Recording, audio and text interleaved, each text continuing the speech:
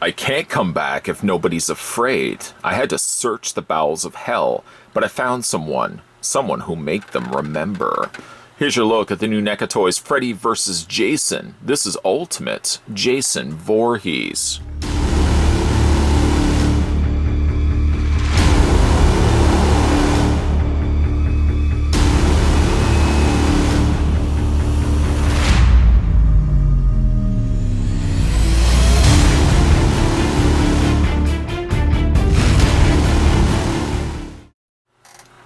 Freddy Krueger and Jason Voorhees return to terrorize the teenage population.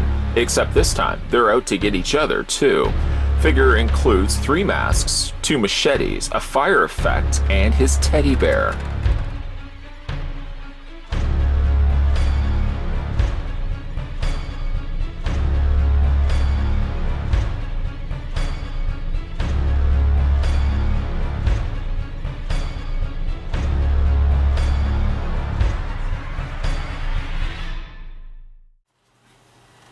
Now, as you were probably guessing, I was very excited for this figure to come out.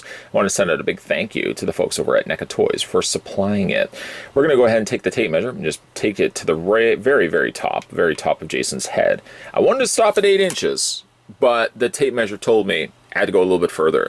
Instead, the figure of Jason from Freddy vs. Jason, you're looking at a figure standing 8.1 inches in height.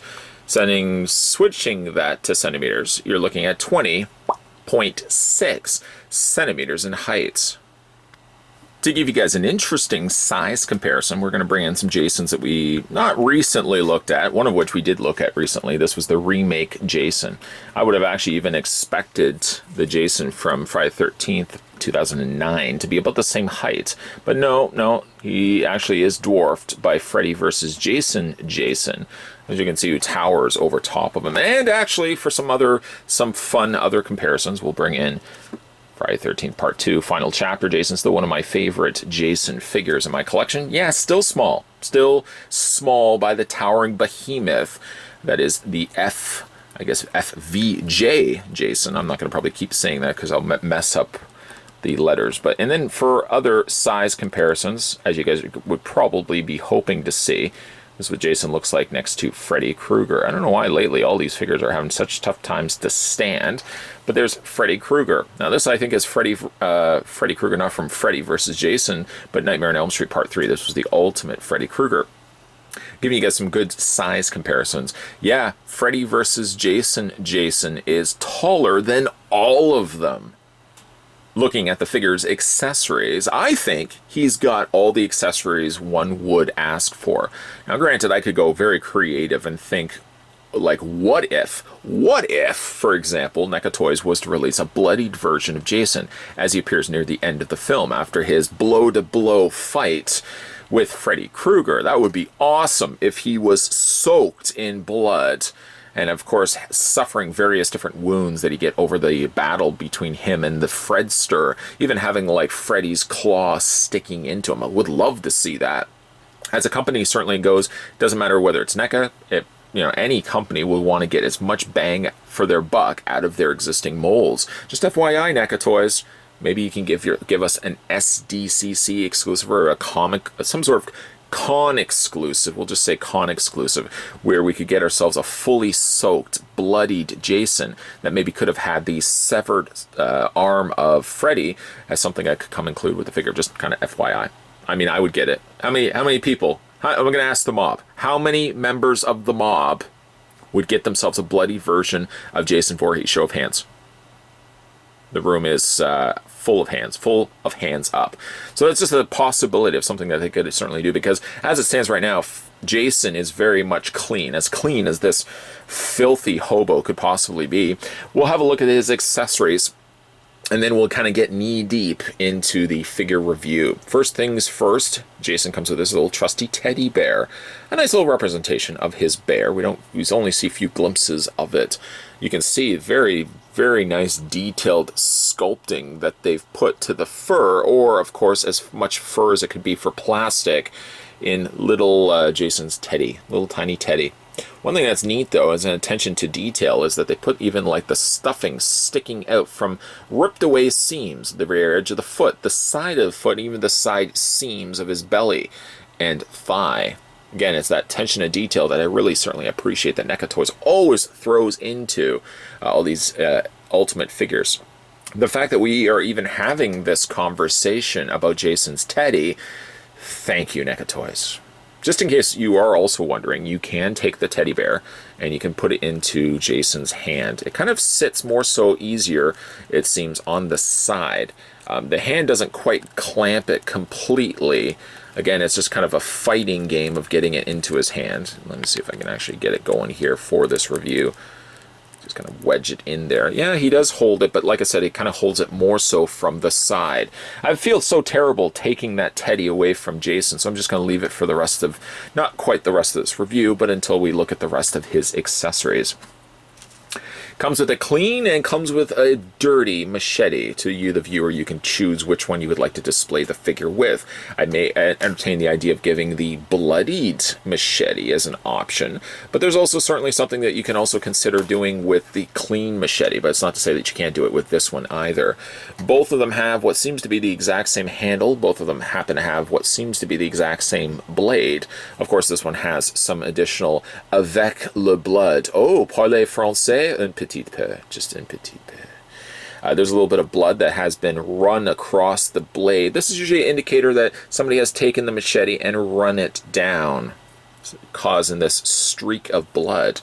You seem to know a lot about machetes and blood. Let's change the topic quickly. The other neat thing that he comes included with, like he did have in the movie, is not necessarily just fire that he can hold. That would be a little ridiculous. But he does come with fire that can attach to the edge of the machete, like he has in the fields where he's walking and he's on fire. This is, of course, something else that this figure could have potentially come with as well. Little fire attachments that could have gone onto him. I don't know if you could have just clamped it onto him, put it onto his shoulders, something similar to what the Freddy's Revenge Freddy Krueger had, where he had the little magnetized flame. Could have been also something you could have added to Jason. But in the meantime, we can engulf the fact that the machete, you see how I played that off, is engulfed in flames. Translucent flames, I might add. Not that my hand swiping behind it is the indication that it's translucent, but it is. You can see it gets a little clearer at the bottom where it's attaching to the blade, and it gets, of course, a little bit marginally darker and more solid as it gets to the edges of the flames. I like that there's also a little bit of transitioned colors from the lighter yellow to the darker kind of goldish red up at the top there. Really, really like that. When you are displaying it, I guess you could really display it either way, as it does fit both ways on the blade. Of course, while he's walking, you gotta imagine the current is pushing, as the air is going through the blade, it's pushing the flames back.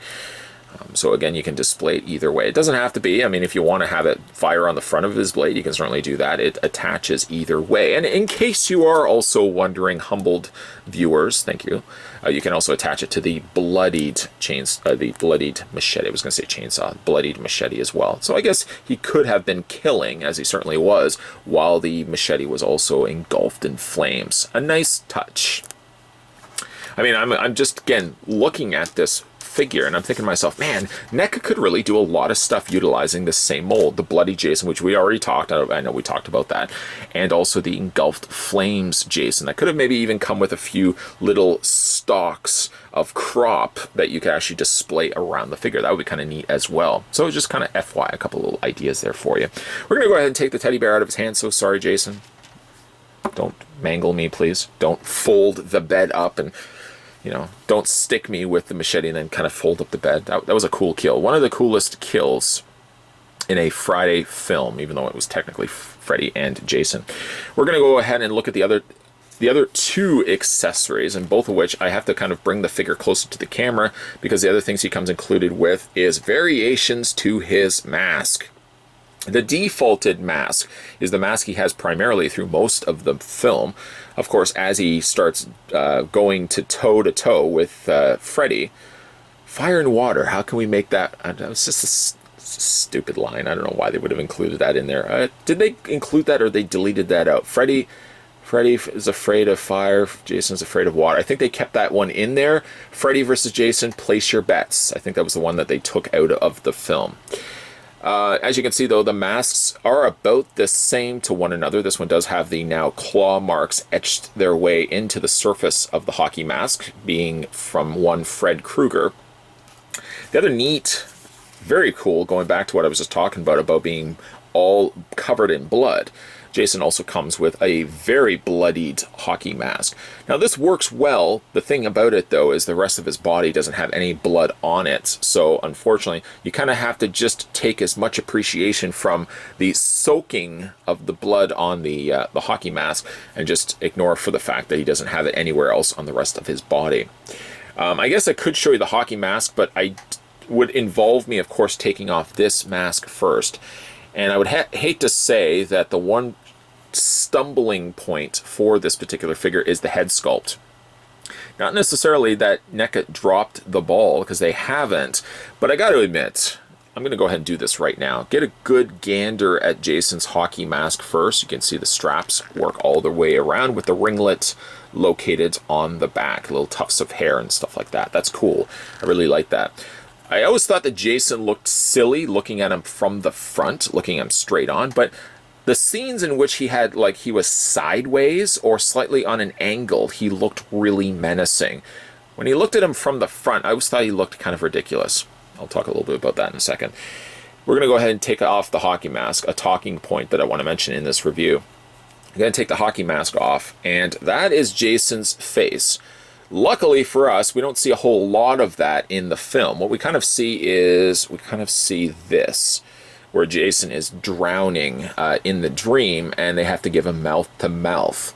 That's the only real part that we see. We don't really see the rest of his face, and thank goodness, because I gotta say, it's one of the worst Jason designs. I'm even including, I might add, the Jason Takes Manhattan mask revealed face, which I know most people just hate that head portrait. I would even take that over this one right here. He looks like a walnut. He looks like a big walnut. He kind of also looks like some gnome you would see in some fantasy film. He looks, I guess, enough like Jason, but in all honesty, I still think it's one of the worst head sculpts. Not from NECA, but one of the worst designs for Jason of all time. I'm sure people will be jumping on board with other suggestions as well, and I am including Friday the 13th Part 8 in that list. I think this still is worse than Friday the 13th Part 8. Leave your comments down below.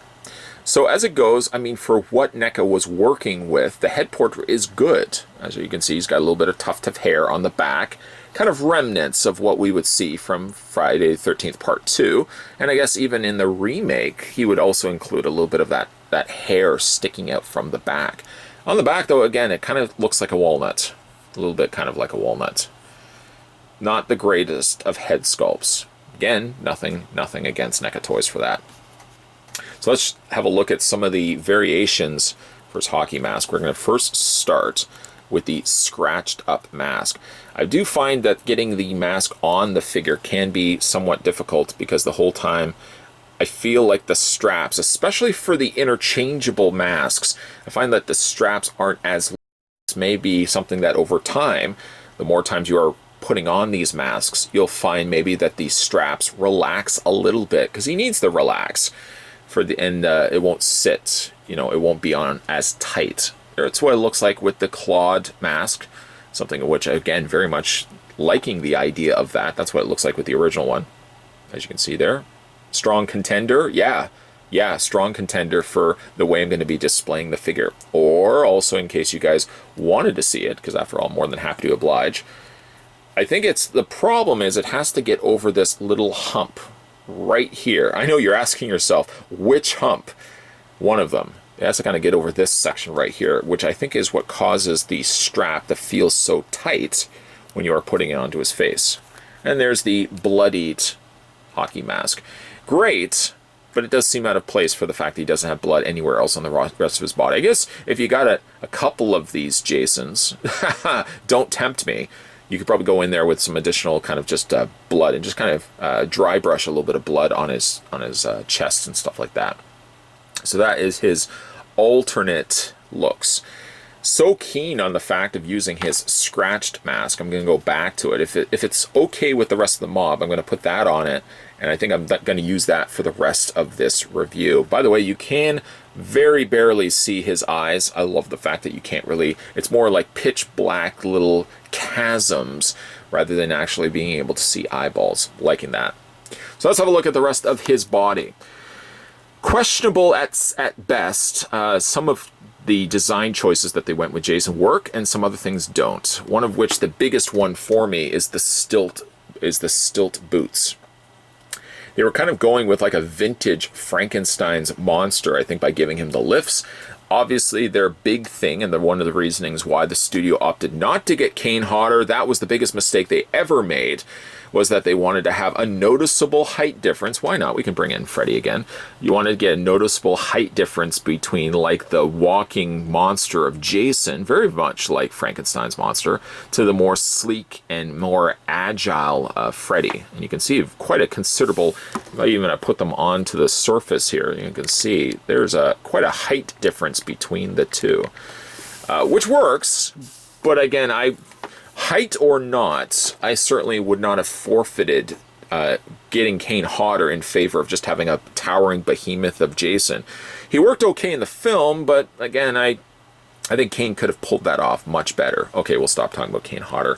For Jason's attire, basically what it is a strange, rather blue shirt underneath, a ripped gray shirt over top. All of this is done in soft plastic, which you can see like rips and little puncture holes, little areas. I'm sure he probably has not gone to a store to buy these. He would have likely found these, or maybe one of his victims would have had some of these and he would have just wore this clothing.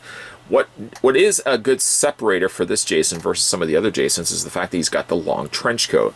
Something, again, that the remake kind of takes cues from. From what we could gather, maybe some of these are bullet holes, some of them are just rips and just decay over the years that Jason has been wearing this outfit. You can even see the way the sleeve, almost a slip there, has exposed some of the underlayer of fabric underneath that. You can see how it's ripped open here, kind of exposing some of that. Nice dry brushing of darker color added in there, just to make some of those holes and rips and decay just pop a little bit more. We get further down, Jason's pants get very much the same sort of treatment, rips and holes and stuff like that. And then again, we get down to his Frankenstein shoes. Don't like the Frankenstein shoes. Again, he's got a neat presence to him. I'll mention it one more time. I'll just throw that out one more time. If Kane Hodder was wearing this outfit, he would be smaller, yes, but I think he would have a much more bigger screen presence. Nothing again against the gentleman that had portrayed Jason, but I just didn't think he moved as cool as Kane. A lot of cuss there. Could they have maybe left off these stilt shoes? I think so. One of the things about this figure, though, is he's got cuffed pant legs that I find almost want to push the figure back. The figure still has an easy enough time standing. I don't have issues necessarily like that if you kind of lean him a little bit forward. Let me just show you what I'm doing, kind of like that. When you lean him back, it seems to kind of off-kilter his footing, causing the figure to kind of have some uneasiness with him to properly stand. This can, of course, be rectified by the fact he does have peg holes on the undersides of his feet, so if you do have a display stand, I got some display stands, you can put a display stand underneath, and Jason could be displayed like that. Okay, so let's have a look at this guy's articulation. I've taken up enough of your time. The head swivels back and forth. What's rather interesting, though, is it's a ball joint, but it's not a ball joint at the head. It's a ball joint, rather, at the neck. This does cause for a little bit more of a stiffer Jason to be moved around. Unlike some other Jasons, for example, the remake Jason just recently looked at, the ball joint actually attaches by the head, not by the neck. It does mean that the head has a noticeable cut where you can see it's kind of sitting on top of the neck. But I think I actually would have preferred that, honestly, than having the head part of the neck. I don't get as much movement and freedom being able to move the head up and down, left and right, and rotating back and forth. Kind of wish that they could have gone the route of having the head as a separate piece to his neck. The arms hinge out on both sides to about, get it as full out as I could get it. There we go, to about there. And you can rotate the arms all the way around. You can bend at the elbow. New articulation, of course, on all these Ultimate figures. And the arm rotates all the way around. And the hands also rotate all the way around. Something to note as well is that the hands are, these are the only hands that he comes included with. It's strange that he doesn't come with any other hand. Like, he permanently comes with the hand ideally for suited ideally for holding the teddy bear. And he comes with the other hand suited for only the machete. If he had come with just a couple of relaxed hands also, that could have been nice, but unfortunately this figure didn't come with that. The waist does swivel, hinges up and down, legs split out. They're a little sticky and tight. Not sticky like putting honey all over it, but the joint is a little on the stick side. It's a little harder to kind of bend it out. You'll hear that it almost has like a ratcheted joint in it when you bring the legs out. Forward and back on the legs, he does have a bend at the knee, which just, again, being that this is a newer figure, just really on the stiff side, specifically this side here. The lower leg also rotates back and forth, and he does have articulation in the foot. Ironically enough, he seems to have more articulation in his ankle than he does in his head. That's kind of a shame. Nice overall looking figure, even if I'm kind of quasi-liking the design of Jason. I think it looked better in some scenes, and in other scenes he kind of looked little on the ridiculous side. He had a really large head from, of course, what I remember of seeing the film. It's a film that I've seen, I would say, a good handful of times, and even though I do like the look of this Jason, I really still think Kane Hodder, slightly smaller, without, of course, the stilt feet, would have worked a little bit better, but I like the design of Jason overall, though. So, Freddy vs. Jason, place your bets. A debate that's lasted as long as the film's existence. Fans would debate back and forth with one another as to who the true victor was in this epic battle free-for-all. While many people would say, spoilers of course to be mentioned here, while Jason was wielding the severed head of Freddy, one can't help but notice, and I am of more the school of saying that Freddy was the victor because his eye winked. Jason is asleep in the lake of Camp Crystal Lake, and he's now in the dream world where he was tortured by Freddy, until of course he would find his way to get out. That is at least my opinion. Let me know down below what you guys think. Who was the winner of Freddy vs. Jason? Of course, many would say the fans were the winners, but I still think Kane Hodder, I know I'm sounding like I'm beating a dead horse here, but Kane Hodder really deserved. He had done such a service to Jason. It was a shame that he wasn't brought back, and I get for the fact that they wanted to have a distinct size difference between Freddy and Jason, but come on now. Hodder should have been Jason. Anyways, that's besides the point. While in the film, I do think Freddy was the victor. I guess in figure form, Jason is the victor because we actually got ourselves a Freddy vs. Jason. We're still waiting on that. An ultimate version of Freddy Krueger. Yes, we did get ourselves a deluxe set, a box set that had both the combatants fighting one another in a fiery floorboard diorama, one of which I did review a long time ago and unfortunately did sell it. I'm holding out hope, of course, that if we did get ourselves a Freddy vs. Jason, we'll also get the same treatment, an FVJ version of Freddy Krueger. Let's hope that's the case. Also, as I mentioned in this review probably a couple of times already, NECA Toys, if they wanted to reuse this mold, could give us different variations of the mold with a bloody Jason or a Jason on fire. There's a couple of different options that they can go with. Overall, I'm pretty happy with how this figure turned out. Still on the fence as to whether I really love this design of Jason 100%, but I think, again, from certain angles, there's something about side Jason, or where you see Jason not straight on, that he doesn't look so bad. I always find when you look at him straight on, he looks like he's got one big giant melon head, but that's just, again, me.